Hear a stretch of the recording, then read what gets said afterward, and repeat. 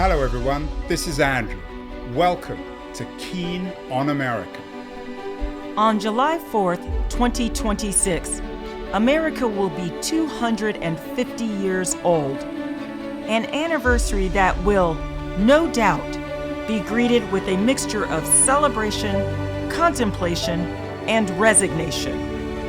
In Keen on America, Andrew talks not just about the American past and present, but also speculates on its future.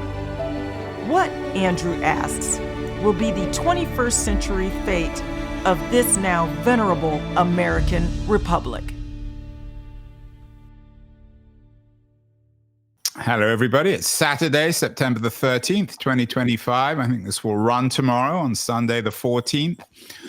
One of the things that's always intrigued me about America, it's one of the central paradoxes, I guess, of the American Republic, is on the one hand, in cultural and political terms, it's always idealized itself as a place of second chances, a place of reinvention, a place, in some ways, I guess, of forgiveness. On the other hand, of course, it has, depending how you measure it, the most extensive criminal system in the world in terms of prisons and punishment. And I wonder how these two things go together. It's one of the key paradoxes of the Republic. My guest today is a very distinguished professor of law. She's the Arthur Lyman Professor of Law at Yale Law School, America's leading law school.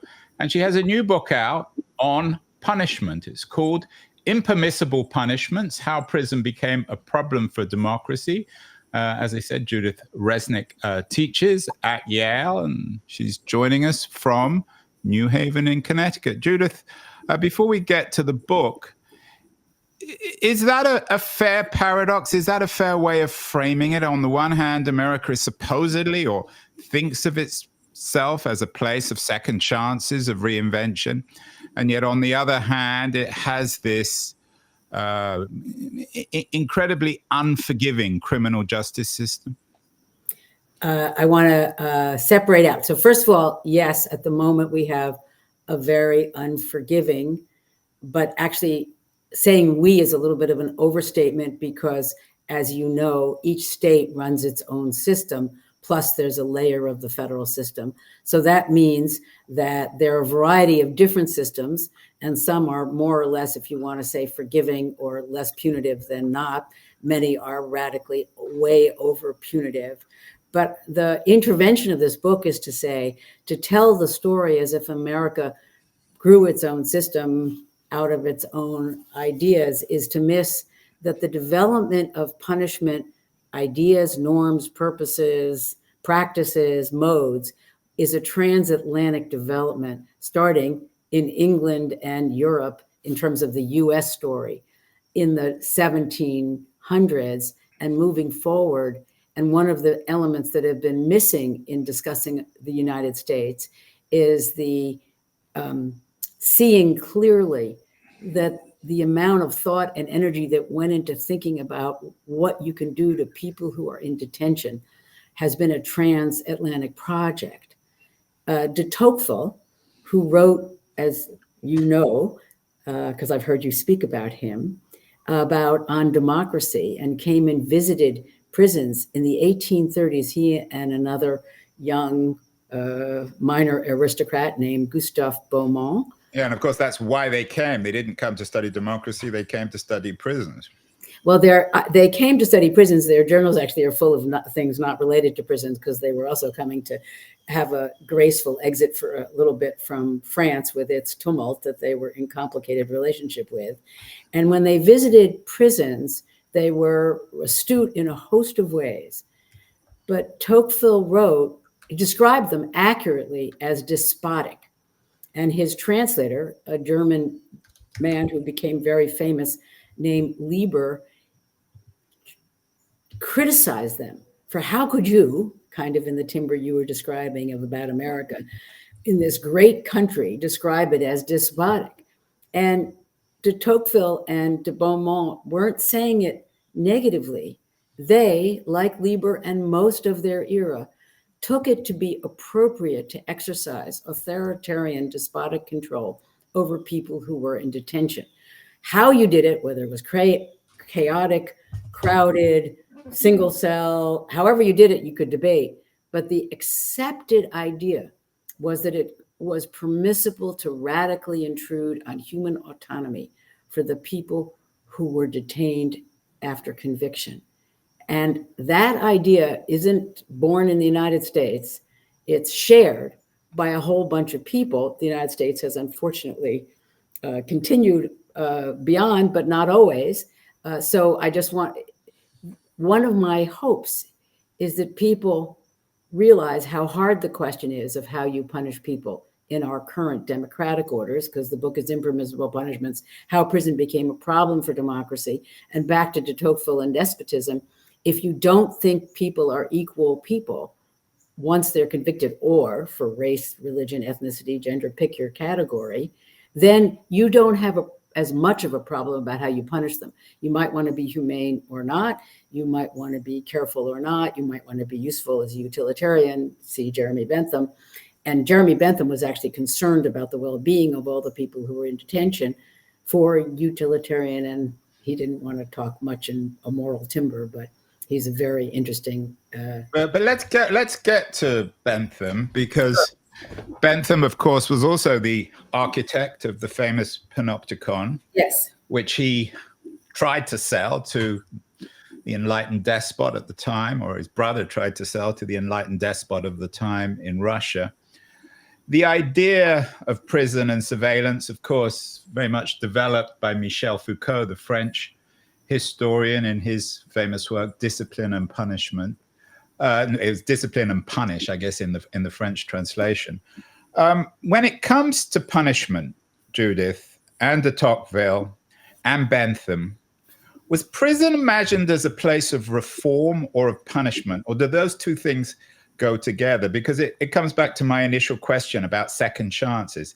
I understand that if you go to jail, you get punished, but was the thinking of prison reformers from Bentham to Tocqueville was that if you punish people appropriately, you will also reform them, or was prison seen purely as a form of punishment?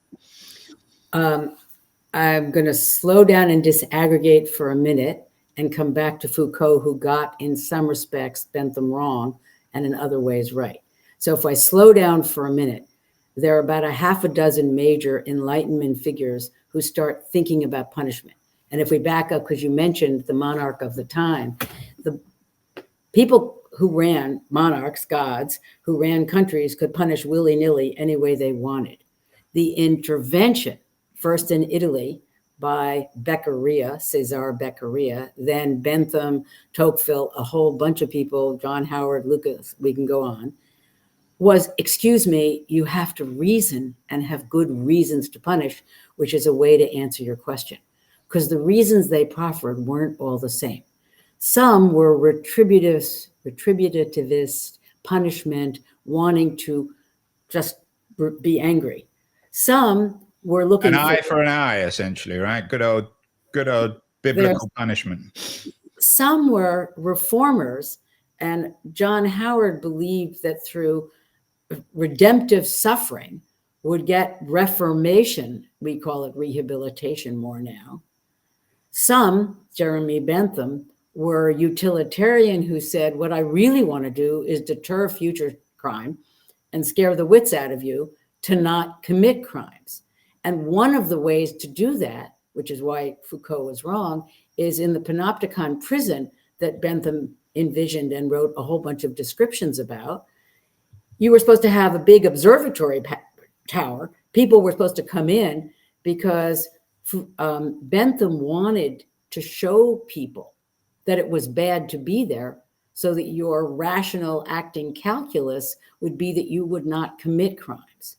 And moving further into the Bentham story, Bentham, first of all, the workhouse Russia was one form. There's more than one kind of Panopticon. Second, the Panopticon prison, he had a contract, if you read the details, healthcare, adequate food. Yeah, hospitals, education. It was all the Panopticon model. And yes, but Bentham's wanted to be the governor. He didn't get England to sign the contract that was proffered. And there's a new book coming out from the Bentham project at University College London, UCL, and it is his despair at not getting the Panopticon built. And just to interrupt, Judith, just to remind everyone that Bentham, of course, if you want to go and see the old man, you can still see him in the foyer at UCL, University College London, where I know you're a fellow. He's still there. He's stuffed. He's not alive, although you get a pretty good idea of what he was like. If we follow that thread for one moment, as an auto icon, he was a remarkable visionary on public relations, because you can't visit a lot of other famous philosophers, so he has a certain visibility. He's still watching over us. He's still surveying us. Well, one version is that he was we know that he was anti-religion, and it's a spoof on religion. We know he was anti-aristocracy, and he said anybody could be their own statue. And we also know that he really wanted to convince people of what he thought was right. So he's got a lot of reasons to try to be stuffed and seen. And for anybody who was at the Metropolitan Museum of Art, you could have seen him because he crossed the ocean and came to an exhibit called Lifelike that they had at the Art Museum. Coming back to what it was he envisioned, he also wanted the governor of the prison to have to pay money, lose money for his salary if anybody died, because he was trying to align the incentives. Coming back to your question about second chances, he wanted people to learn to work, to get money when they left and be able to function. And he wrote about not wanting to mark the offender, but mark the offense, because he was trying to stop offenses. And coming back to his Italian decade earlier predecessor, Beccaria, proportionality, utility. And if those of you who think about wanting to think about what people who founded the United States meant about punishment, these great punishment theorists, with their limits that I'll get to in a minute, these great punishment theorists were also clear that punishment might change over time. Beccaria said, as we get to be less punitive, the barbarity will be reduced. And he's famous for wanting to end capital punishment. So, and there's a great frontispiece where he has a justice image looking away from 3 severed heads that are being proffered to her by an executioner. So Beccaria was an abolitionist on capital punishment and wanted to reform punishment. Bentham was an abolitionist on transportation to the colonies. And one of the reasons was he thought it was useless, because if you stuck people out in first the United States and then in Australia, in New South Wales, you couldn't see them. And the whole point was to deter. Right, I just actually came back from Australia, of course, was founded as a punitive state. So there's so much to talk about here, Judith, and I keep on interrupting, so please forgive me. But you said earlier that you felt that the American criminal justice system was imported from Europe. It was a European project, maybe an Anglo-French one. But you also said that you thought that Foucault got it wrong in his discipline and punishment. What did he get wrong? Okay, the punishment project, we got to get Italy, Europe, the United States as joint ventures in the 17 and 1800s developed these norms for detention and punishment. And they proffered incarceration as an alternative punishment, and they succeeded. Very few places transport people. We have a scary issue in the United States about this effort to send people away to unsafe places. But transportation, we hope, is dead. And United States, outlier, as you pointed out, still has capital punishment when most other places don't. And when you say impermissible punishments, just spoke to an Italian yesterday who said, my first association is no capital punishment. Stop there. The next part, in terms of what got wrong, is that Foucault talks as if Bentham were a radical privatizer of punishment to make it secret. And what I was pointing out is that punishment was supposed to be walk into my prison, here's the platform, go to the observation tower, and look at how awful it is to be here, so you will not commit an offense. Yeah, throwing in another famous English philosopher, Hobbes. Of course, Hobbes believed we were always driven by fear. I guess there's a Hobbesian quality to Bentham's thinking, that people could be reformed, or at least they could be forced to behave themselves if they were fearful. So prisons should be fearful places in the sense that you always felt you were being watched. Bentham was an equal opportunity surveillant. He wanted to, I think a lot about courts. He wrote a ton about what judges were supposed to do. And what he said was, when presiding at trial, a judge is on trial. People behave better when they're watched. So it wasn't only people in detention that Bentham wanted watched. He wanted government, everybody, judges. It's equal up. That's one piece. And so it wasn't privatizing. It was publicity is a word that Bentham invented. And Bentham was also deeply interested in trying to curb arbitrary power. He invented the word codification. So Bentham's out there in innovative, sometimes very dark ways. He's such an important, just as an aside, it's one of the most astonishing things that no one's written a proper biography of Bentham. It's astonishing, given the numbers of biographies written, that a man of such importance, such centrality to the law and politics and utilitarianism has never received a proper biography. I'm just suggesting maybe, Judith, that could be your next project, but go on. UCL has the Bentham Project. There are more than 100,000 pages between the British Library and UCL of Bentham original writing. They've digitalized most of it. So one daunting task for anybody who wants to be the biographer is to take on what you'd need to read and know in order to think about this stunning, complicated, dark and bright person who was egalitarian. Appropriate kind of punishment and pain. So circle back to an important part of the Enlightenment story. Some of these people are looking past as retributivists. You did something wrong, I want to punish you. Some of them, and Bentham is more a rational actor model, pain and pleasure, and he wants to have you have incentives to behave. And he's looking forward along with Beccaria. The invention in the second half of the 20th century from prisoners and people who've been in detention is that my present matters as well. And while you can punish me for deterrence, incapacitation, retribution, reformation, pick your categories and explanations, and purposefulness, what you can't do is try to just treat me as a non-human, because I'm a person who has equal status. And this book is trying to help people see that up until basically World War II, civil rights movement here, to Tocqueville, to dozens of reformers, the invention of a profession called correction, people caring about being effective, people caring about humanity, people caring about well-being, lots of care, amazing amount of reasoning about how to punish, but not a complete commitment, until we get back to London in a minute, to the idea that people who are incarcerated are prisoners, are people with rights, who have status and shouldn't be ruined or harmed while they're in detention in ways that disable them. And then I just need to add, so World War I's and II are really important in the history of punishment, but not as much on the screen as I hope they will now be. After World War I, a group of women who were reformers in... Yeah, and just to be clear, your book has is divided into three, from the 1800s to World War II, then from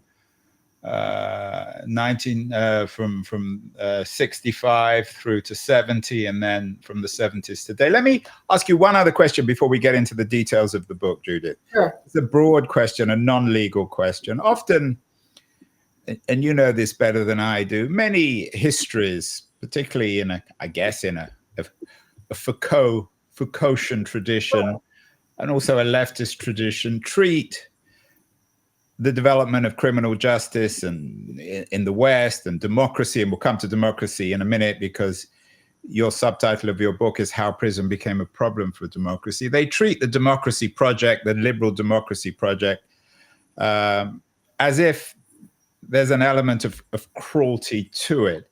In your narrative in Impermissible Punishments, is the theory of justice and of punishment, is it by definition cruel? No. I'm going to say something important that Jeremy Bentham said. Some people begrudge giving prisoners anything, and some people bemoan the need to be humanity requires taking care of them. You don't have to be cruel to say that you did something that you shouldn't have done, and that you need some constraint on your liberty or ordinary life because you've done that. That doesn't require for a nanosecond having somebody in a room that's 5x7 that they can't leave for 30 years, nor waterboarding, nor tread wheels, which England had, nor whipping, pick your category, food deprivation. The key is that you can express distress, horror, upsetness, and anger without diminishing and aggressing against the person who has done wrong. And one of the important elements that lessons of horrific treatment of all kinds of people horrific treatment ended up giving us lessons that horrific treatment is horrible, no matter what you've done. And there are countries in the world, coming back to your sad comments that have more truth than I would wish about the United States, there are countries in the world that are struggling with the challenge of punishing people who've done really bad things without diminishing their personhood in a way that is aggressive.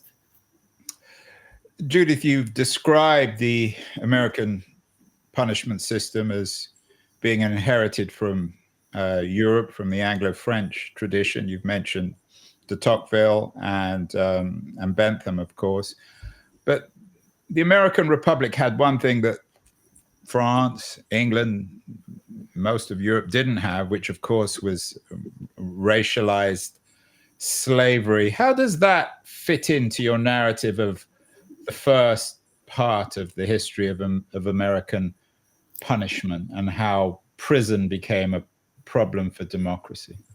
So if we go, whether it's Italy, France, England, and other influences, all of those countries had hierarchies and colonialism and various ways of race, religion, ethnic control.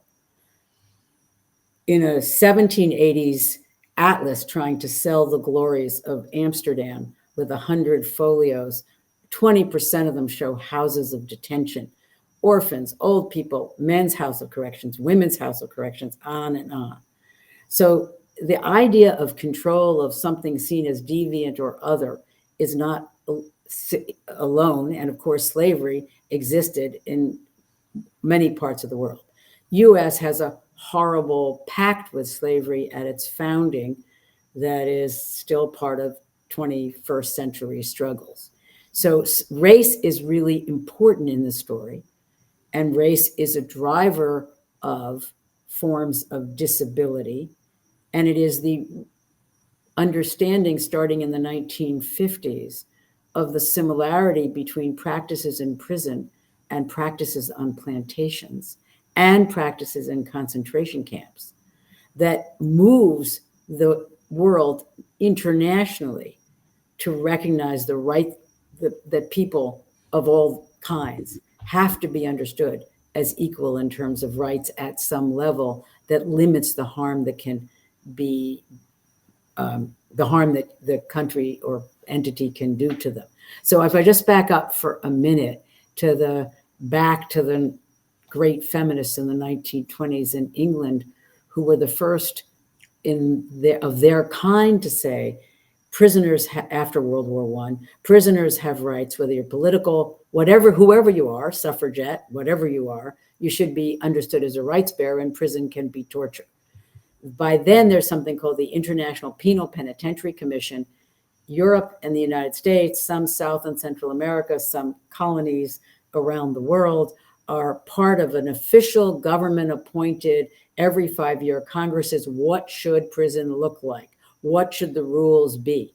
And these astute women politicians convinced the League of Nations, which is born in 1920, to get interested in the problems of prison as a transnational problem as a problem that isn't just domestic and national. And they push for a Bill of Rights for prisoners. And the project gets taken over, and in 1934, promulgated for the first time in the world, is something called the Standard Minimum Rules for the Treatment of Prisoners from a humanitarian, quote unquote, social point of view. And the word rights isn't there, and the word torture isn't there, and the right dignity isn't there. It is good to have clean air and more food and good things, but it also licenses whipping, corporal punishment, dark rooms, i.e. dungeons, food deprivation, sometimes saying if a doctor will permit it, if a medical officer will permit it. And one bright light, a trigger that anybody should think of, should operate on, should function under. If any punishment comes with a question, be sure a doctor says it's okay, good enough reason not to do it. Here we are in 1934. Hitler has taken... Let me just ask one other question. Sure. You've obviously researched this with a great deal of care. You suggest that the idea of human rights for prisoners was developed after the First World War by suffragettes. What did or didn't, let me just finish the question. What did or didn't traditional 19th century liberals, John Stuart Mill comes to mind, and particularly in his book on liberty, what did he, and of course his whole career, all his thinking was a reaction to his godfather, Jeremy Bentham. What did 19th century liberalism think about prisons and punishment and the idea of prisoners having human rights? Did they just ignore it? So it wasn't, just to back up, in addition to the suffragettes and the feminists in England, there are a bunch of people who are in detention who say we have rights, and nobody was listening to them. So I just want to be clear that the first page in the book is Winston Talley, a prisoner in Arkansas in 1965, who writes a petition to the court to say, stop the whip, because people who were in detention understood themselves as people before the world recognized it. And it was only after concentration camps and the civil human rights movement of the second half of the 20th century that that point struck enough chords that it became, at a formal level, we haven't talked about on the ground yet, at a formal level, an idea of a commitment. And now we'll get back to all those 1900s, really amazing thinkers. The idea, prisoners were seen as civilly dead, civil death on both civil European systems and common law English American systems. No property, no contract, no liberty was extinguished by your conviction, no rights bearing. And it's the invention during the 20th century that sticks as the world gets hopefully shocked forever by the horrors of humanity's inhumanity to others, civilization's destruction of others, that the idea gets rooted in an idea of legal jurisprudential personhood. That, and just for a moment, realize precisely because you're talking about the liberality of the many people in the 1900s and 1800s, is how innovative political theorists these prisoners are to say that, yes, you can punish me, but not like that, because I retain liberty. So just as the famous Italian Beccaria and Bentham and others are famous philosophers of punishment, so too are these prisoners, who have a different theory of punishment than had been there before. And their theory is they continue to have rights, and there are certain forms of punishment that are off the charts because their present matters, whatever your purposefulness. And credit goes to those 1900s people to say, you got to have purposes, but the range of purposes has to shift once we understand these people's humanity. But also, coming back to this idea, given that there were those, I guess, liberals or people perhaps on the left who thought prison could reform, and there were great reformist movements, I know, in the United Kingdom and in the United States, wasn't the idea of rights a kind of, or giving prisoner rights, a kind of utility? Because if you gave them rights, they could reform themselves. It was more than just a human right. There was a utility involved too. I wish, yeah, of course it would be useful to understand people's agency and equality. I have scoured, however extensive my effort to try to capture 300 years is, I can tell you I've read hundreds more of these pages, and all of the 55 rules in 1934 did not use the language of rights. In 1955, the United Nations first standard minimum rules for the treatment of prisoners says rights and dignity. Bing, there it is. After the Universal UN is founded in 1946. In 1948 is the Universal Declaration of Human Rights. And then prisoners are understood as part of all humanity, as rights bearers parts. And that's there's a reason I don't like to use the word reentry in contemporary words, because prisoners are always here. The question is, what's their status?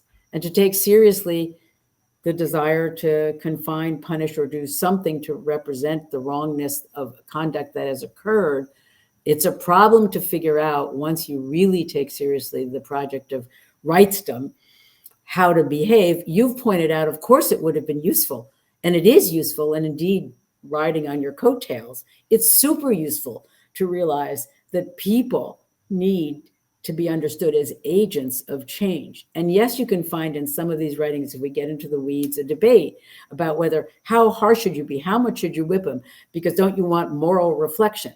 But reformation and moral reflection, and even change and the like, is not the same as you and I are on the same plane in terms of rights. You've done something wrong. I can limit them in some ways, but I can never act like you cannot stand to challenge and shackle in some way the power of the state to my rights.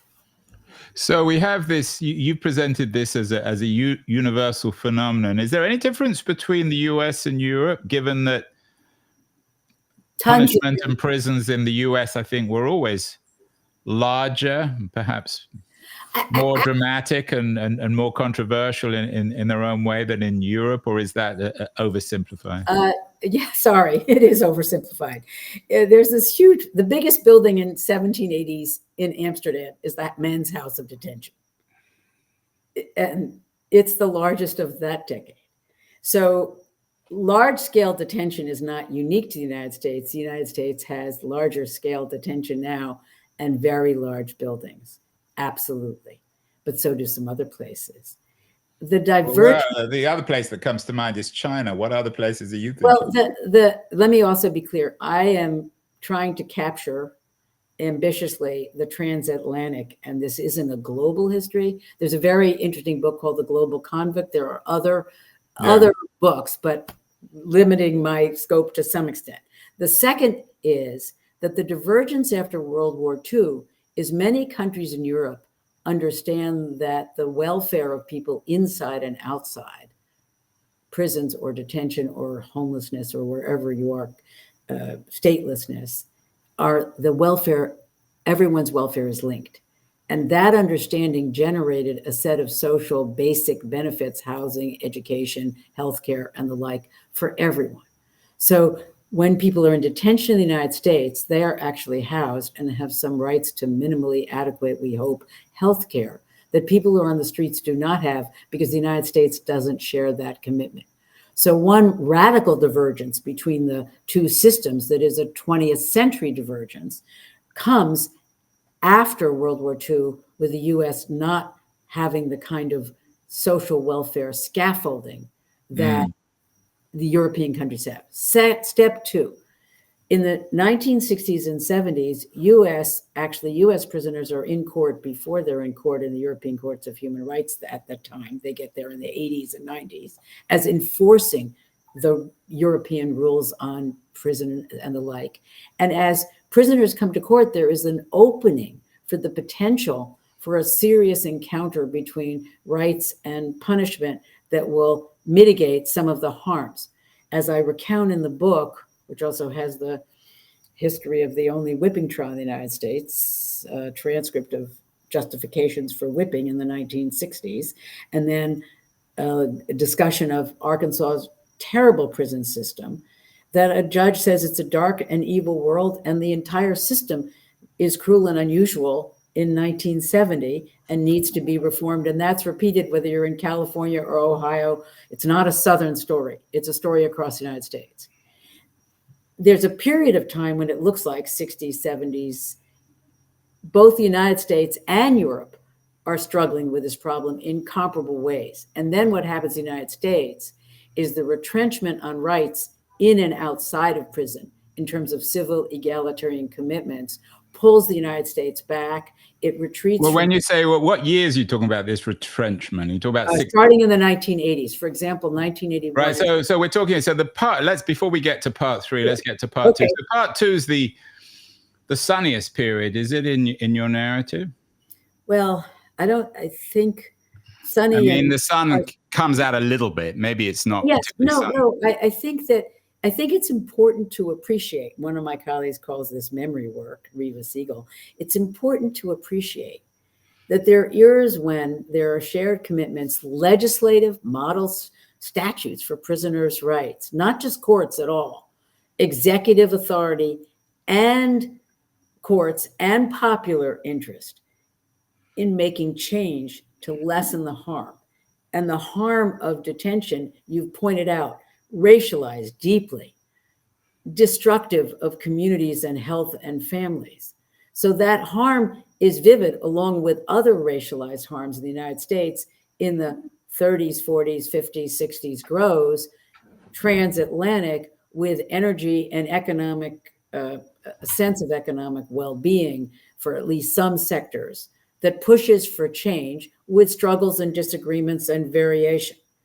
And then what happens? So if we want to sit more with that period, let's not be clear about it. It comes from the radical darkness of World War II, when the fascist regimes use food deprivation, whips, chains, on and on, things I don't even like to think about, prisons had too much in common with that. And so the revolution post World War II is to say we, in a huge meaning of we, don't want anybody treated like that. Are you saying, though, that the prisons in the United States or the United Kingdom in the 1930s were similar to the prisons in fascist Italy or Germany? In ways that are very disquieting to think about. They weren't trying to end by murdering people. Indeed, they were feeding and keeping them. And some of the people who ran prisons were trying their damnedest, even during World War II, to keep people alive and safe. But shaved heads, treadwills, whips, forced labor, those are all practices that we have very sadly in common.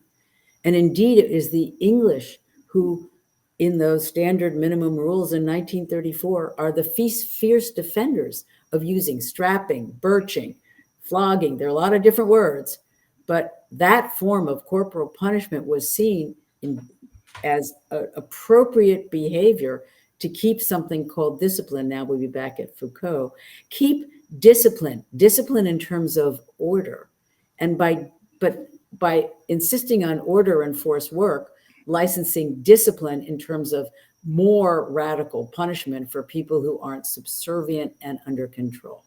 And if you just realize that corrections is sadly aptly named in the sense that it is aiming, that's a US word, they don't use the word necessarily in non-English speaking, but the idea of trying to correct and control is so dysfunctional. Dysfunctional for the people, dysfunctional for the social order, dysfunctional for the staff who's trying to do it.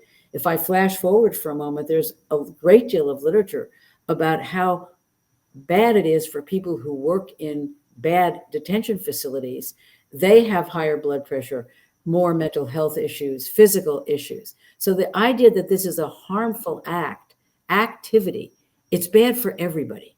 And there's a man, let me get to the cheerful period. In 1950, in the last international congress of this organization that ends, called the International Penal Penitentiary Commission, a man named Paul Creny, who had been the head of the Belgian prison system and briefly interned by the Nazis, speaks at this. He's a very important person in this organization, and he says, someday we'll look at incarceration as as primitive as corporal punishment because it so strips people of their autonomy.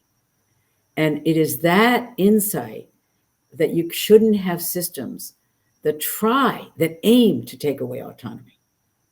And now giving credit to the transatlantic project, if when I've walked into detention facilities in Italy or France, you see people wearing their own clothes, prisoners. Staff may wear denim to distinguish them or not, or some outfit. The idea of trying to enable people to be people, whatever your constraints, is got to be part of the points of punishment. So we have this chink of light in your part two in the 60s, particularly in the United States when it comes to civil rights. And then the darkness seems to encompass this again, part three, where you talk from the 70s to today. What happened from the 70s onwards in terms of the history of punishment and correction in the United States, to use a word? Well, let's go to the light and the dark. So there are moments in the 70s and 80s where where legislatures and courts and governors and presidents try to lessen the harms of detention. And there's big efforts at parole, probation, alternatives, community-based corrections. A whole host of activities are underway in some of that era, and it's also, as I said before, varied by some states. Then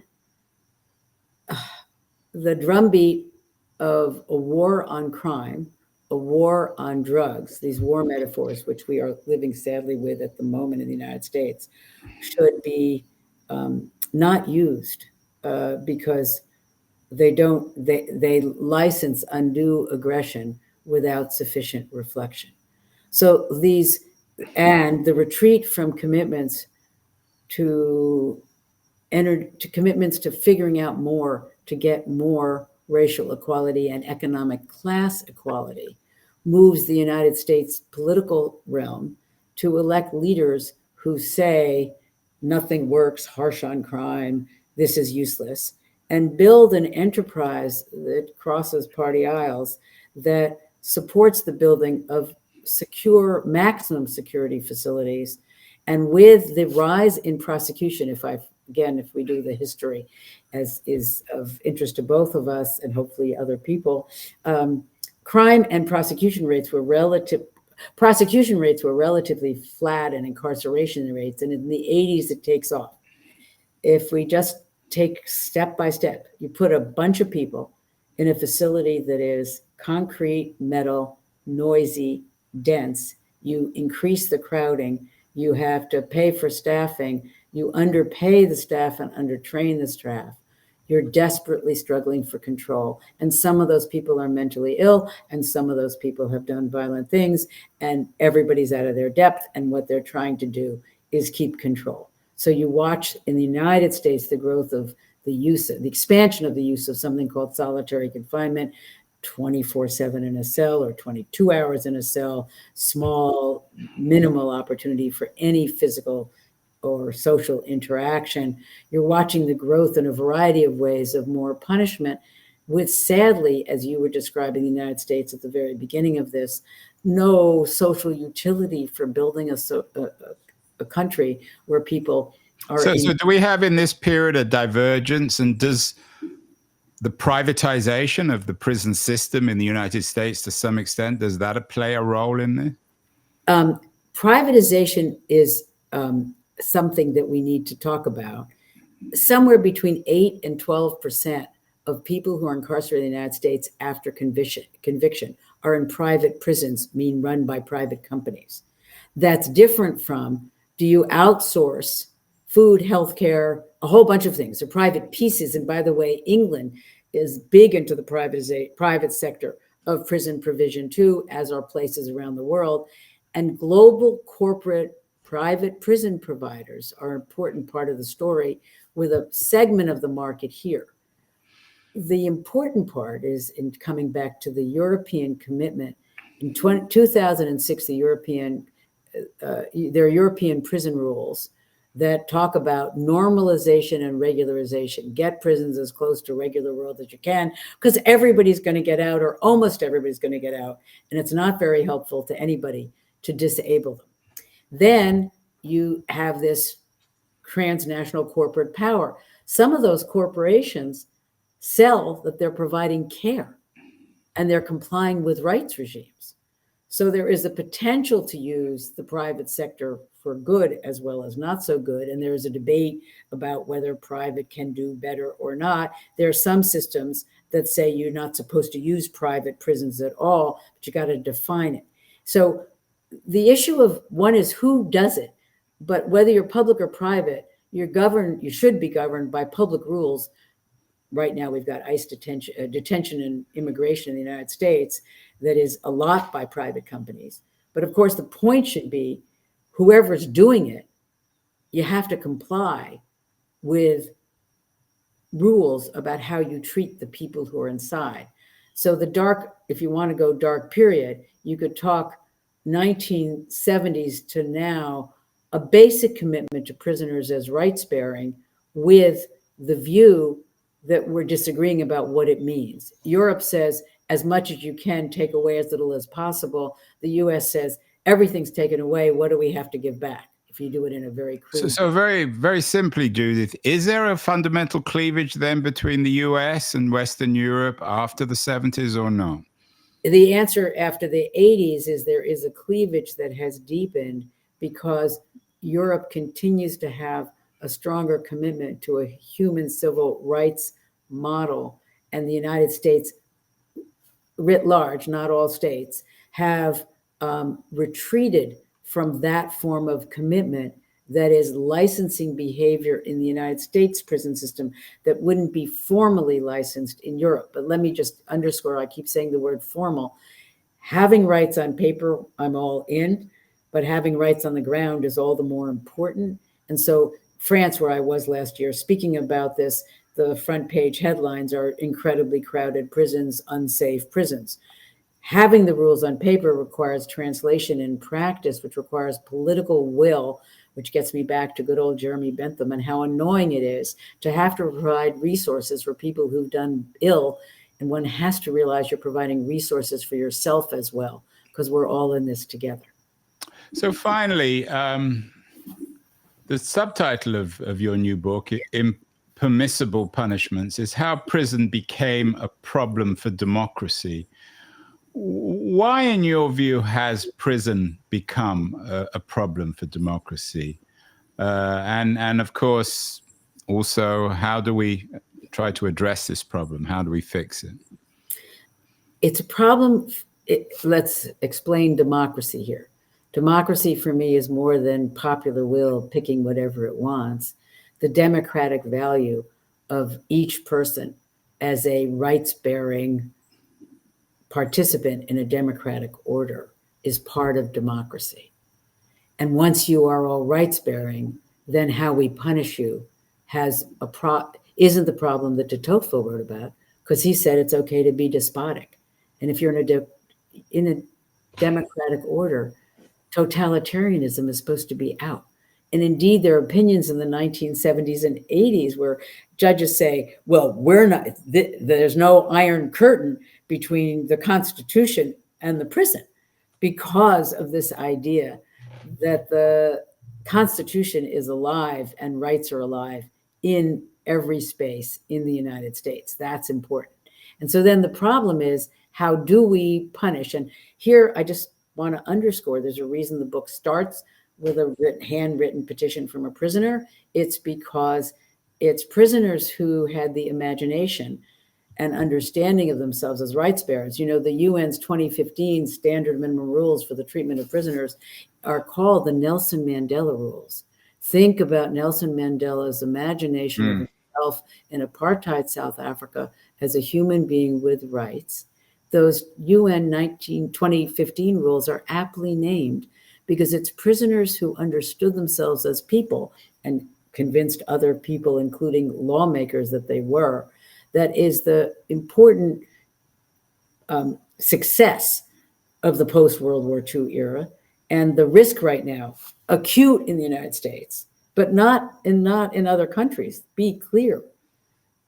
When we talk divergence and convergence, as we watch political will expressed in similar ways in various parts of the world, the challenge is to hold on to that point that we're all in this together, and how you treat a person with or without citizenship status, a person who's been convicted, how you treat a person of different colored skins, race, ethnicity, religion. All of these are at risk if you say, I can draw lines and treat some of you differently than others of you, because you don't have rights as a shorthand for equal status. You know, Hannah Arendt famously said the right to have rights coming out of a world of statelessness. If we see prisoners as previously stateless and now understand their own rights, they're telling a story that's all of our stories, because we are affected together in a social order that is deeply at risk. And Arendt, of course, I think she said that in We Refugees, her essay, and when she came to the United States. But what about, finally, Judith, this is such a long and interesting subject that we can't do, excuse the word, justice to all of it. But what about coming to the America of the 2025? What about the rights of quote unquote aliens, of people who came to this country and didn't fill out the right forms? Should they have rights? Absolutely. Not a hard question. The question of whether they get to stay is a different question from whether or not, while they're here, you have to take care. And first of all, we know from a variety of documents that some of the people who are described as alien are U.S. citizens, et cetera, et cetera. Hold that aside. If you're here you're here, we have to be sure that we take you as a person with dignity and rights. Go back to 1948. It's called the Universal Declaration of Human Rights on purpose. And it doesn't mean everybody gets the same. It doesn't mean everybody gets to stay, but it does mean no shaved heads, no deportation, no lack of inquiry, no deportation without inquiry and serious understanding, no family separation. These are techniques of totalitarian regimes. And we have to, that gets me back to detention. You have to be careful because it leaks. If I can grab people off the streets of Los Angeles or Chicago or in Ohio, if I can grab people inside a detention facility, the lines have to stay strong, that government agents cannot use excessive force to grab people, because we're a law-based social order that constrains the power of everyone for everyone. Yeah, maybe the word that we haven't used is a relevant one: dignity, human dignity. It's one that we'll take up later this season. We have a conversation with the LSE political philosopher Leah Upi, who has a new book out on dignity. So I think Judith Resnik's introduction to the idea, I guess, of human rights or dignity for prisoners, impermissible punishment, is not only an introduction, but obviously important in its own right. Wonderful conversation, Judith. I apologize. I'm sure I will get criticized for interrupting you incessantly. It's the only time I'll have the opportunity to interrupt famous Yale law professors, but real honor to talk to you. Congratulations on the book, and I'd love to get you back on the show. Maybe we can get you on with Leah to talk about human dignity. Thank you so much. Thank you. I'd be delighted to continue the conversation, and it's a pleasure for me. The book is just out, to talk about it with you, and I appreciate your engagement with it.